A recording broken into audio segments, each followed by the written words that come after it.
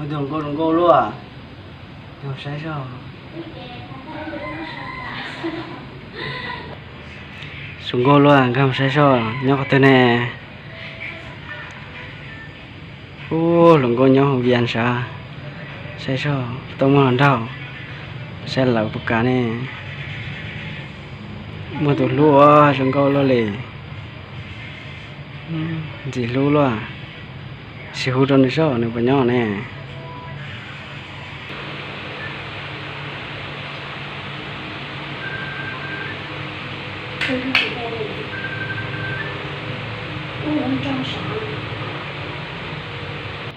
Nhớ rõ.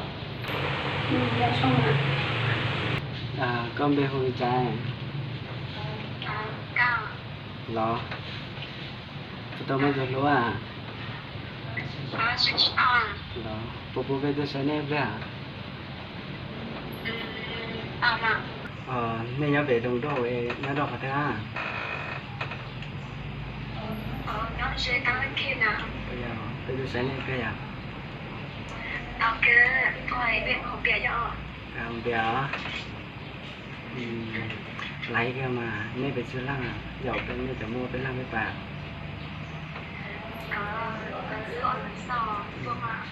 Bây giờ nhớ trẻ của tôi à?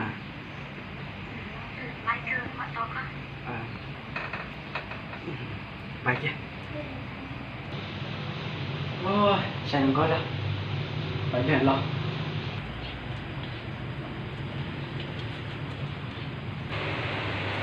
Người đời con xong đổi tên không vậy.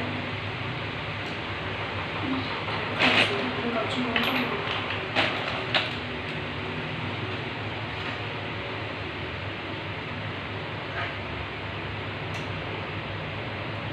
Nó rất mất giá.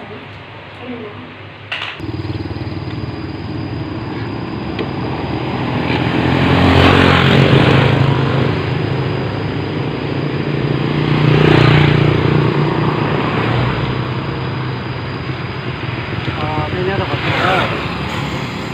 tôi cho biết nói cổ có lẽ cho nên nhớ họ tiền tôi tổ lại ăn được không? Lại lo này có mai em đó nào? Đó.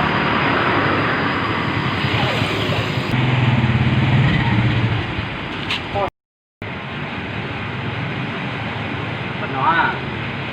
Chị tiếp tục cho nói nên nhau được cổ này nên không được gì nên không được chi ở mà lo này không? Còn cô nó chỉ nhốt trâu mình bắt tôi liền. Buổi chiều không làm sao?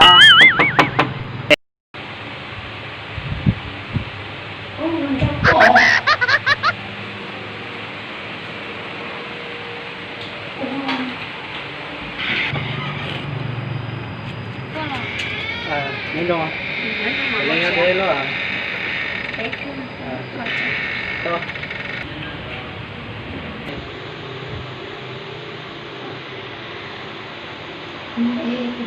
Oh no!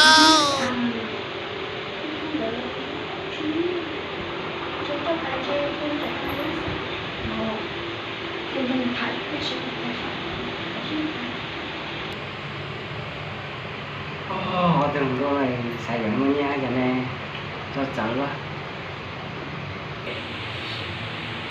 Nên nhắc được tôi à? Bé nhắc sĩ. Nên là sao? Tôi cần nào tôi quá sao không sao? Bé chưa bắt chi liệu, bé về đến lúc tôi nhỏ học viện trốn trong nó sang. Oh no! Đó, xong.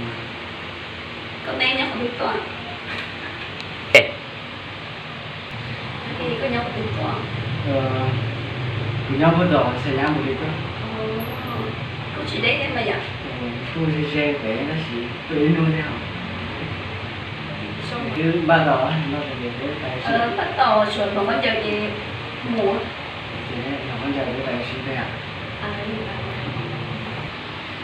Đến đây xe nó này tại học thế giới của mà anh như vậy hả? Bố mà nuôi lại lúc anh đòn khai này đi trốn hàng ngòn đi trên nữa rồi té một cái tay sầm. Thế à? Thế nào thế à? Của bố con thì nói của chị tao nó có lông bề cha này. Có lông bề thon. có sẵn nó chiều sợ ba rồi không có thật đâu rồi ba cái này ạ